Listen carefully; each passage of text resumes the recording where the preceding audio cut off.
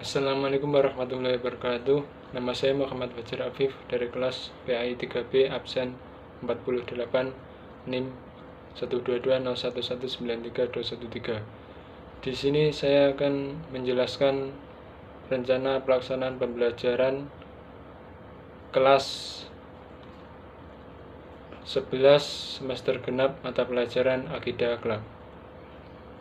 Yang pertama yaitu kompetensi inti. 1. Menghayati dan mengamalkan ajaran agama yang dianutnya. Yang kedua, mengembangkan perilaku jujur, disiplin, dan tanggung jawab, peduli, sopan santun, ramah lingkungan, gotong royong, kerjasama, cinta damai. Yang ketiga, memahami dan menerapkan pengetahuan faktual, konseptual, prosedural dalam ilmu pengetahuan, teknologi, seni budaya, dan humaniora dengan wawasan kemanusiaan, kebangsaan, kenegaraan, dan peradaban terkait fenomena kejadian, memecahkan serta menerapkan pengetahuan prosedural pada bidang kajian yang spesifik sesuai dengan bakat dan minatnya untuk memecahkan masalah. Yang keempat, mengolah, menalar, dan menyaji dalam ranah konkret dan ranah abstrak terkait dengan pengembangan dari yang dipelajarinya di sekolah secara mandiri dan mempergunakan metode sesuai kaidah keilmuan. Kompetensi dasar. Yang pertama, menghayati nilai-nilai positif dalam pergaulan remaja. Yang kedua, menghindari perilaku pergaulan remaja yang tidak sesuai dengan akhlak Islam dalam fenomena kehidupan. Yang ketiga, pentingnya akhlak terpuji dalam pergaulan remaja. Yang keempat, menunjukkan contoh akhlak terpuji dalam pergaulan remaja. Indikator pembelajaran, siswa dapat menjelaskan pentingnya akhlak terpuji dalam pergaulan remaja. Siswa dapat memahami nilai-nilai positif dalam pergaulan remaja.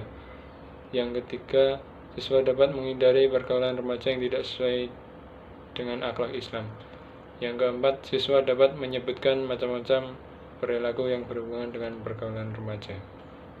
Materi pembelajaran, perilaku terpuji dalam pergaulan remaja.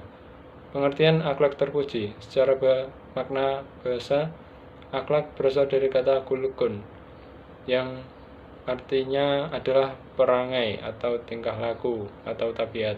Secara istilah dapat dikatakan sebagai tingkah laku seseorang yang didorong oleh suatu keinginan untuk melakukan suatu perbuatan. Sedangkan pengertian dari akhlak terpuji adalah segala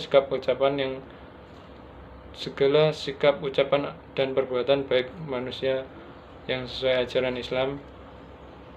Akhlak terpuji disebut juga dengan akhlakul karimah atau akhlakul mahmudah.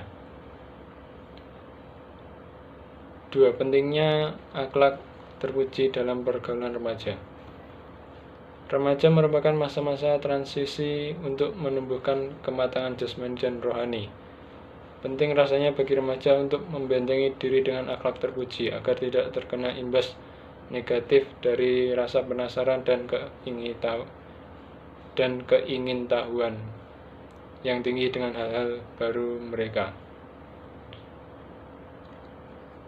3. Bentuk-bentuk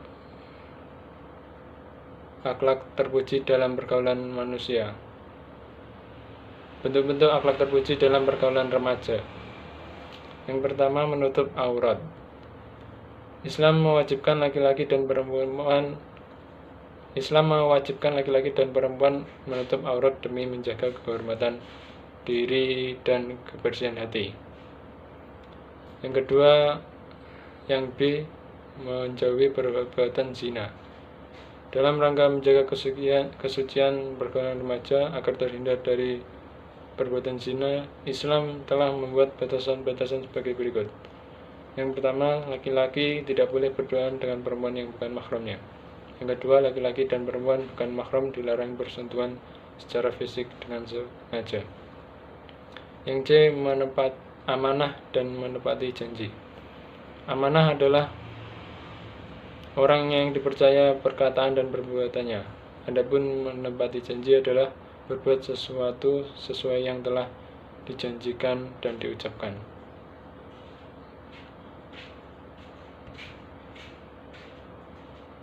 Yang keempat, perilaku negatif remaja. Seorang remaja di dalam dunia medis ataupun biologis merupakan manusia yang sudah menginjak jenjang yang lebih tinggi daripada anak-anak. Secara hormon dan bentuk tubuh pun berbeda. Emosional dan rasa ingin tahu remaja bahkan lebih besar dibanding anak-anak orang dewasa. Berikut merupakan hal-hal yang mengandung implikasi terhadap perilaku, implikasi terhadap hukum, implikasi terhadap toleransi atas penyimpangan, implikasi terhadap pola asuh. Yang kelima, menerapkan akhlak terpuji dalam pergaulan remaja. Akhlak terpuji dalam pergaulan remaja dapat diterapkan melalui hal-hal berikut. Yang pertama, mengucapkan salam, meminta izin, menghormati orang yang lebih tua,